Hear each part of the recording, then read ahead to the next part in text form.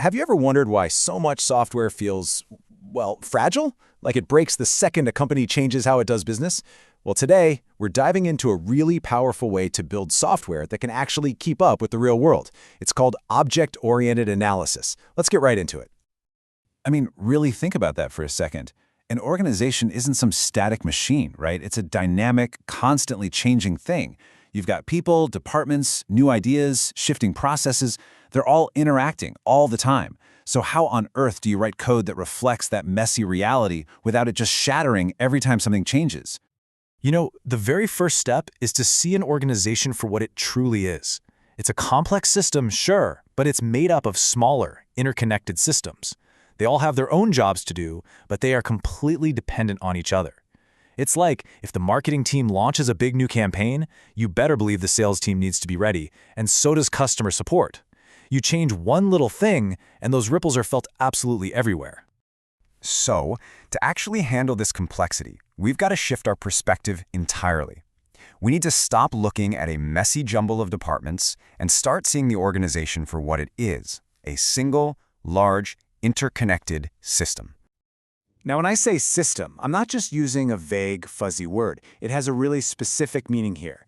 It's a collection of parts that are both interrelated and interdependent, all working toward a common goal. This definition, this is the new lens we're going to use to look at the whole problem. And every system you'll find has a few key properties. First up is interdependence. That's that ripple effect we were just talking about.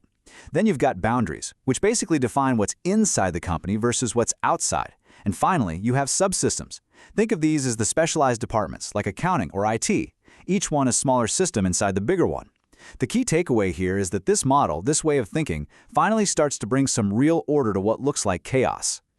At the end of the day, this shift in thinking gives us, as systems analysts, a map, a blueprint. Instead of getting totally lost in the weeds of one single department, we can actually see the entire landscape and, more importantly, understand how all the pieces are supposed to fit together. It's a total game changer for building software that actually does what it's supposed to do. Okay, so we've got our map, that's great, but how do we translate that big picture understanding into actual working software? Well, let's move on to the tool that makes all this possible, the object-oriented approach. For a really long time, programming was what you'd call procedural. Just think of it like a recipe, a super rigid, step-by-step list of instructions for the computer. And the problem is, if you want to change just one ingredient, you might have to rewrite the whole darn recipe. The object-oriented way is totally different. It's designed from the ground up for systems that need to adapt because its whole purpose is to model the real world. So what even is an object? It's actually super simple. It's just a piece of code that represents a real thing. A customer isn't just a name in a database anymore, they become a customer object. An order from a website becomes an order object. We're literally creating digital twins of the actual components of the business. But here's the thing. You don't build these objects from scratch every single time. That would be crazy. You start with a blueprint. And in the object-oriented world, that blueprint has a name. It's called a class. I love this quote because it really gets to the heart of what's going on. The real magic, the secret sauce of this whole approach, is that everything related to an object, all its data, and everything it can do, is all bundled up together in one neat self-contained package. And that package is the class.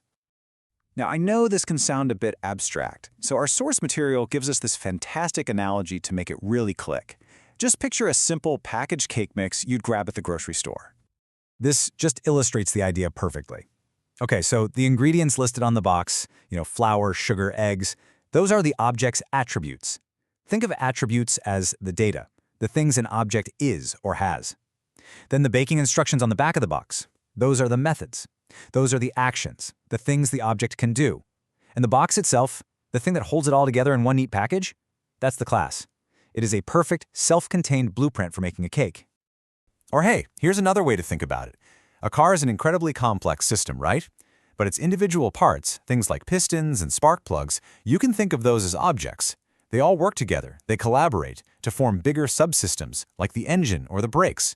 No single part can do the job on its own, but together they create this amazing functioning whole.